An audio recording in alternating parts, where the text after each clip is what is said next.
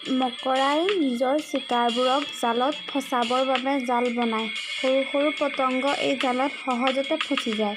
এই পতংগবোৰ জালৰ পৰা মুক্ত হোৱাটো বৰ কঠিন, কিন্তু আপুনি কেতিয়াবা গুৰুত্ব দি চালে দেখা পাব যে মকৰা নিজেই সেই জালত নফচে আৰু সহজতে এঠাইৰ পৰা আন ঠাইলৈ ঘূৰি ফুৰে। আপুনি জানেনে এনেকুৱা কিয় হয়?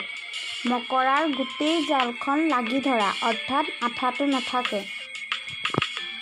সি জালখনৰ অলপ অংশহে আঠা আঠা নিচিনাকৈ সাজে, অৰ্থাৎ লাগি যোৱাকৈ। তাতে ইয়াৰ বাহিৰেও এনেকুৱা অংশ য'ত মকৰা নিজেই আৰামেৰে থাকে, সেয়া আঠা নলগা পদাৰ্থই বনায়। সেইকাৰণে সি সহজতে ঘূৰি থাকে। এনেকৈ নিজৰ জালত নফচিবৰ কাৰণে মকৰাই সদায় নিজৰ ভৰি ভালদৰে চাফা কৰে, যাতে ইয়াত লগা ধূলি আৰু বেলেগ কণবোৰ ওলাই যায়।